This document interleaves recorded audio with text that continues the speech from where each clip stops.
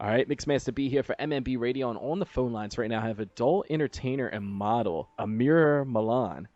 What's going on? Yes, yes. Hi, how are you? And I was about to say, and the Middle Eastern mistress, because Yes, that's that's my this. AKA. So I got a lot of questions here tonight, but we're gonna get into a lot of different things. But first things first. So you're an adult entertainer. Define Yes, what is an adult entertainer for all those people out there who are confused. Like they're like, oh, is she a porn star? Does she does this? Does she do that? Like, what is an adult yes. I entertainer? get all the confusion. I get all the confusion. Are you porn? Are you a model? What are you? Basically, adult entertainer, meaning I do porn, but girl, and solo videos only as of now.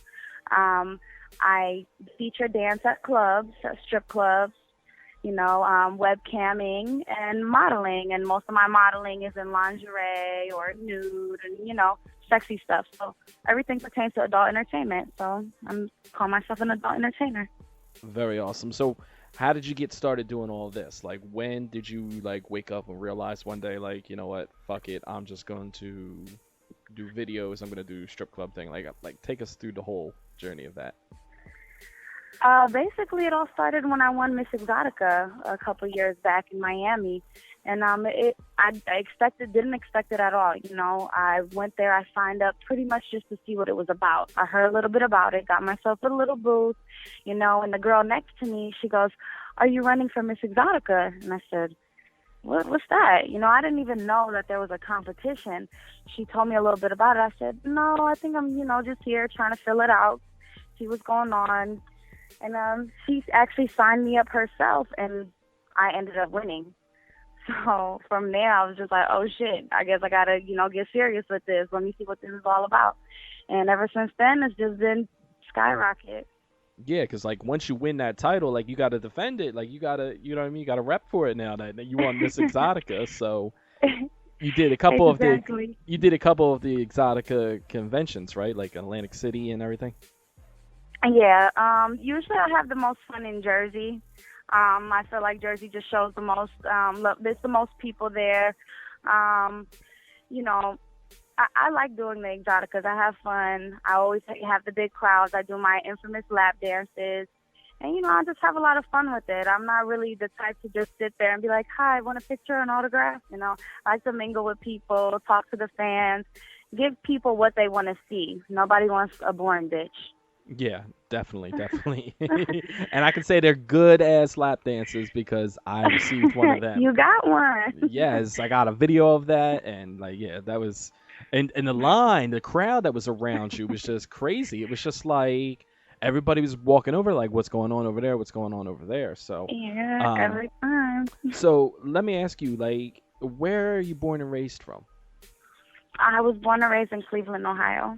Okay, and you decided just to take the jump and go to Miami? Like, you took your talents to South Beach, like LeBron? Like, what's going I on? he followed me. I He came here first. followed you. He Okay. followed me. I was here first, and then he kind of followed after me, and I was like, okay, well, let's run this city, LeBron. Let's do it. So, what attracted you to um, Miami, though?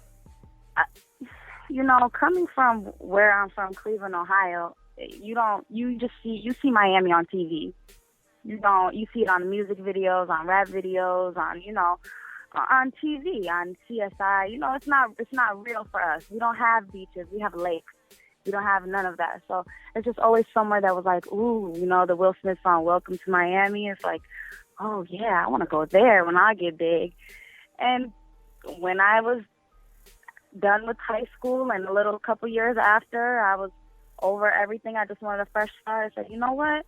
I'm going to go to where I said I was going to go. I'm just going to go and play it by ear, wing it. And I'm still here, and I did it. So, have you always been like a sexual person? Always. Always. When's like the earliest of experiences that you can recall of sexual Um, experience, whether it be alone with somebody else? Like, when did you like start to get curious about all that? very, very young. But I was more into girls when I was very young, growing up, maybe like 7, you know what I mean? And I would kiss my friends behind the house, like sneak and tell them, like let's play married. We're getting married, and it would never be with little boys. It would be with little girls.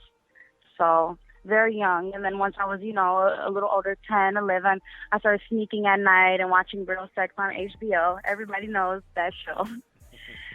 And that's, I just always, from what I remember, I always liked being sexy, always was curious about sex, and never thought it was anything like ill, nasty, yuck. I just always thought it was natural and fun. Now, you say you're Middle Eastern. Like, what of nationality are you? I'm Palestinian, Lebanese, and Egyptian. Okay, so now they're really strict. Like, aren't they really strict on like all the like showing yourself, like religious They and all that are. stuff? Like, how the They hell did are. you get Real Sex on HBO in the crib? Well, it was when my parents were asleep, of course, obviously, and I would just have it really, really low and be a little sneaky kid. But I was always, quote unquote, the black sheep of the family. I always kind of wanted to just do my own thing or rebel against the not necessarily the culture, because I love my culture. I took into it a lot always, but as far as religion and stuff, some things were always a little too strict for me, and I'm not too big on religion. I'm much more spiritual. I mean, I do believe in God. I'm a believer, but I'm not into that whole this religion's right, that one's wrong, and blah blah blah blah. So I just kind of always did my own thing. And when I left and they found out that this is what I was doing, for the longest, my mom just thought I was a stripper. It wasn't that big of a shock to everybody, to the family, to my mother. It was just kind of like, well, I knew she was going to do something. So. And then you currently like talk with your family and parents, like they didn't disown you or anything like that, or? No, I'm very close with my mother. Very close with my mother. I still talk to my family, my little brother. They still love me to death. Who can't love me? Come on. Yeah, I was going to say, like, give us a rundown of the physical description. Like, what are all the number measurements? Like, I am a 32 double D, a 24 waist, and a 40 at the hips, booty area. Now, are they all built like that over in Palestine? The only and all that, like. Are they what? Are they? Oh, are they all like made up like that over there in the Middle East? Cause like, I mean, I know shit's popping off over there right now, but I might take that chance. What do you think is hiding under the scarf and all the long clothes? Come on. Of course, they got it going on. They don't want you guys to see. That's the real reason why they cover their women up. Now, like I said, we took questions from Twitter fans and people on Instagram and everything, and someone knew that you're like Middle Eastern descent and all that. Like, there's a lot of stuff going on over there, like in Gaza and everything. Like, what is your like your outlook or your take on all that right now? Like, I mean, I watch the news and I just kind of know from an outsider, like kind of like what's going on. Like, yeah. Tell us a little bit more, since you're a little more close to the situation. Let me tell you from an insider, because I've been over there. I've been to Palestine, Jerusalem many times, probably over 20 times. I used to go there every summer for the whole summer since I was a baby until I was about 16. So I got harassed. I was a part of it, and I can honestly say for the longest, and still even somewhat now, the media in America, you guys weren't seeing what really was going on, and they weren't portraying the correct picture. I would be a little girl and remember the Israeli soldiers just coming into the village and throwing tear gas for no reason. And we would all just have to run in the house and stay in the house for hours, you know what I mean, because we couldn't breathe. It's really sad. It's a sad situation. It's a war that has been going on for years and years. And it's just two sides that nobody will be able to make them unite. Nobody will, unless they want to. America can't help. Nobody can help. Not in my opinion. So I'm glad that people are finally starting to see that the Palestinians aren't, and the Arabs aren't as, devilish or crazy or terrorists. You know what I mean? Because those are all the names that we're always labeled as. I'm glad people are starting to see a little and have a little more empathy for us and see that we're not all crazy and bad people. Definitely, definitely. Because like I said, I watch on the news, and like you said, we're kind of jaded on what we know what's going on over there because we don't really Mhm. see like the full details. But from somebody who's witnessed it firsthand, and you're saying like the U.S. like we're not going to be able to do anything to help that. Like what do you think it will take, like other than just them wanting to do it? Like what in like give us a perspective. Like what will it take to get them to kind of Um, squash I all mean, this? I don't know what you believe or not, but that land is the Palestinians' land, and basically it's just the Israelis have more money and more power. You know, more money means more power, and when you got the money, you got the power, you call the shots. So they kind of just kicked us out of our homes, our land, and confined us to this itty bitty space. And we're not, just because we're less powerful, we're not gonna stop. We're not gonna shut up, because one thing that is in the Islamic religion, I can say, and just in the Arab culture, is very prideful. It's a very, very prideful thing, and they won't back down to nothing or nobody.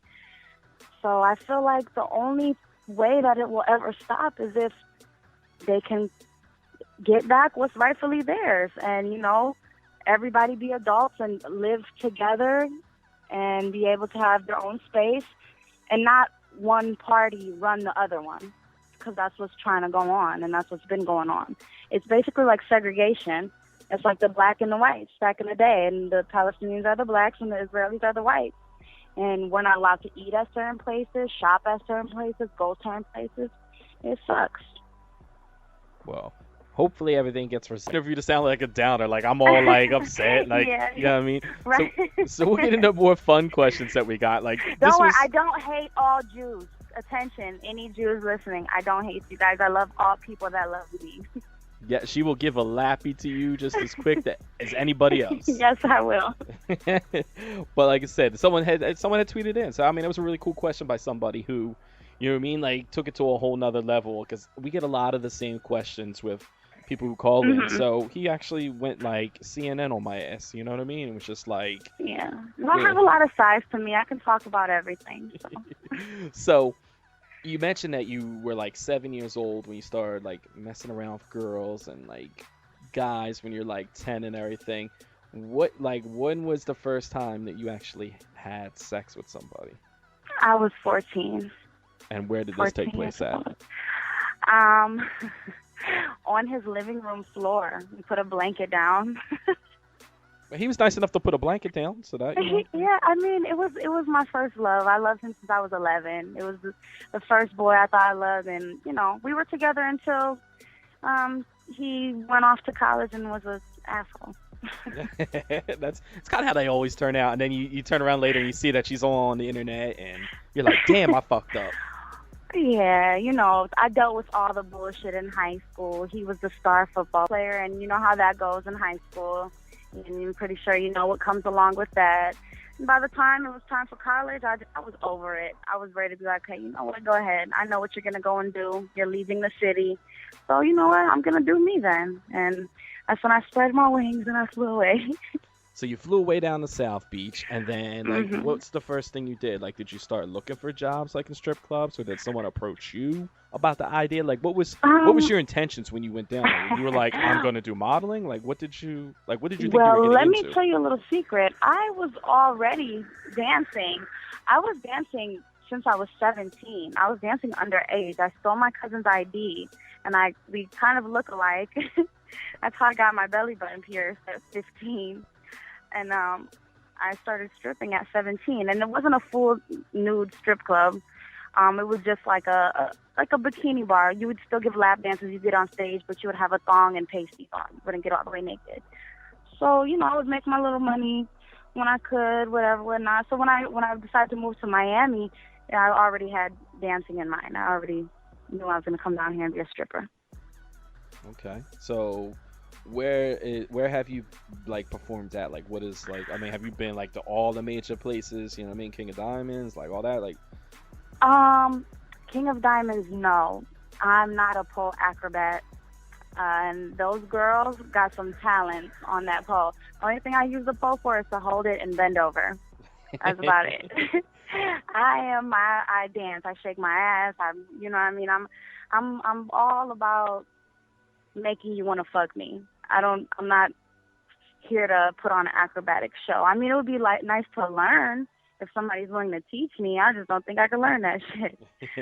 But I worked at Tootsie's. That's the biggest club in Miami, Florida. The biggest strip club down here. That's probably the most notorious club down here. All type of celebrities go there. Athletes, everything. And it's big. It's huge. It used to be an old Costco's or something, I heard, or Walmart or something. Something crazy. An old Walmart transformed into a strip club. Yes, it's So nuts. when a dude loses his shit and it's like we need to clean up in aisle 4, dude just lost his shit. So that's hot though. I like that. They should have the intercom system. You know what I mean? Have somebody at the door just handing stickers to people. It looks nothing like a Costco's anymore. Yeah, I bet not. I bet not. So I'm trying to get through some of these questions, and shout out to everybody who gave questions. Like there was a lot of questions that people were sending me. Shout out to you guys. So one guy, he sent me a message on Instagram, and he was like, how would one get into the adult business?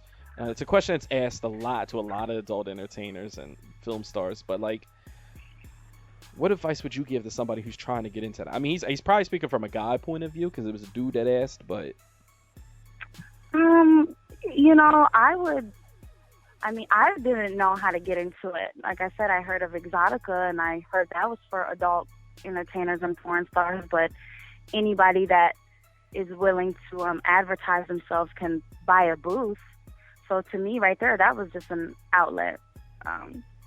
I guess that's one way, and another, probably the easiest way would be to meet somebody that's already in the industry and try to do a scene with them. So just exposure, just kind of getting your face out there. Yeah, get yourself out there. And it's a struggle for dudes out there to get into the business. Not every dude can get. I mean, I've had plenty of guests come on the show, and a lot of them tell them like it's hard for dudes. It's a lot easier for girls to get into the business than guys. Yeah. So keep hustling. Well, I guess guys, they look for a lot more stuff, probably size and stamina and how fit you are. It's a lot more qualifications, I guess, for guys. True. And he followed up with a question. He was like, would you ever do a boy-girl scene? Like, would you ever journey into that?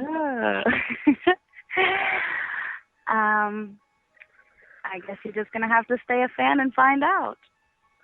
Now, is that something like that you would be comfortable doing, or is that something that you just? It's not about discomfort. That's not a reason why I don't. I just don't care to. I like to keep myself a little exclusive. Keep them wanting more.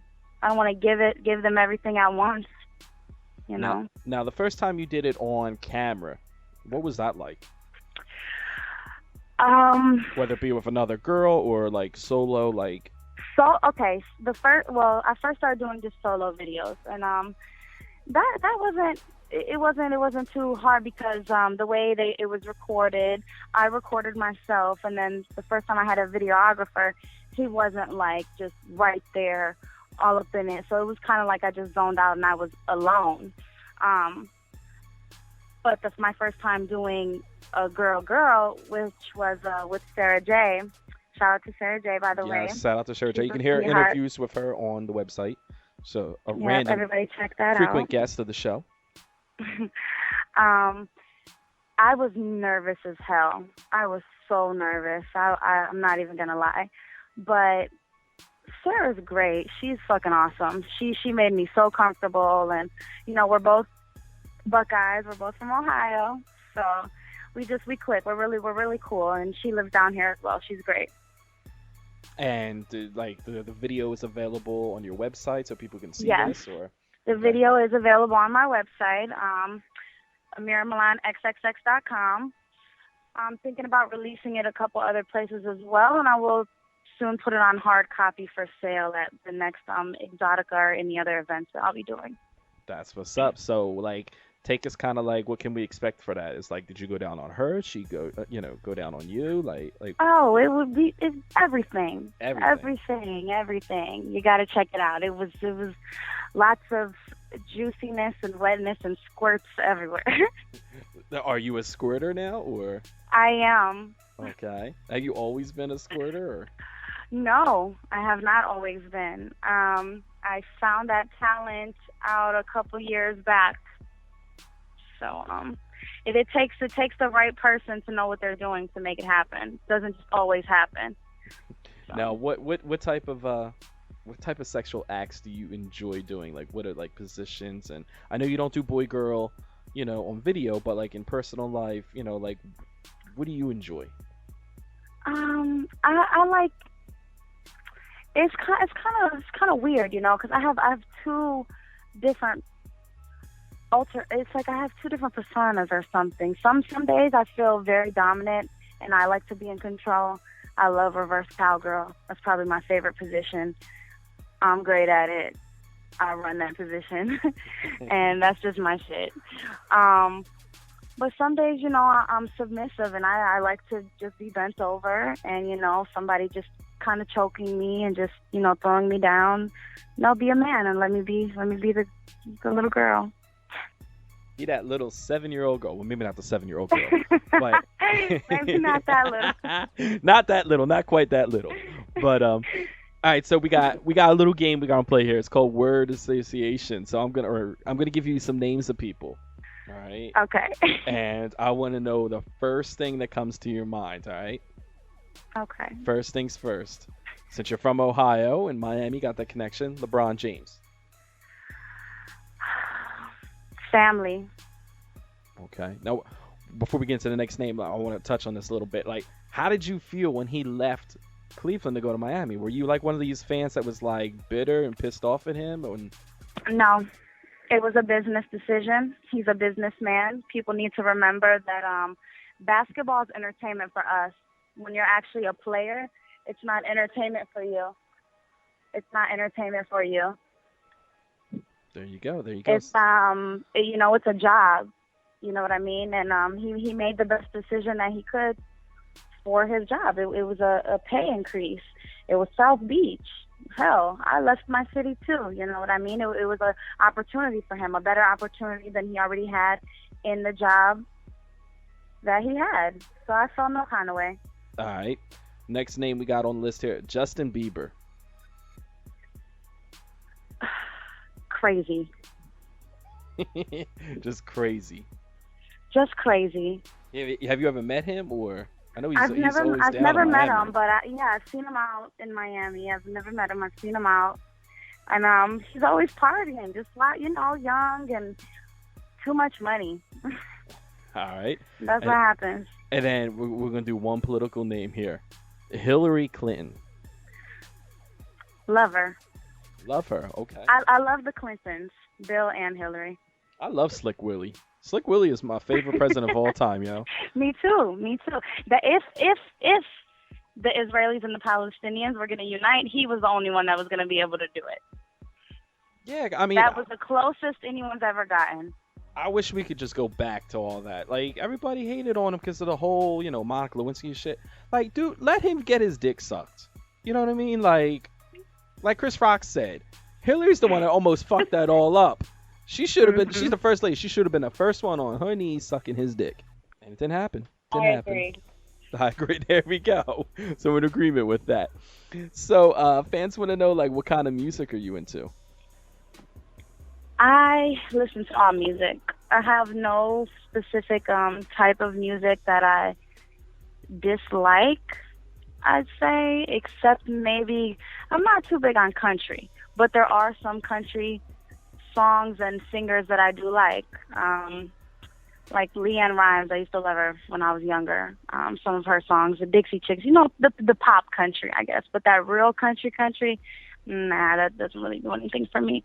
It's all about the song. If I like the song, then that's all that matters to me. So I'm anywhere from rap to rock to R&B, whatever. It's all about just that particular song if I like it. I give everything a shot. Now, if you could be with any celebrity, we'll do male Oh. and we'll do one female since I know you like to dab in both pools here. So, one male celebrity that you could be with, who would it be?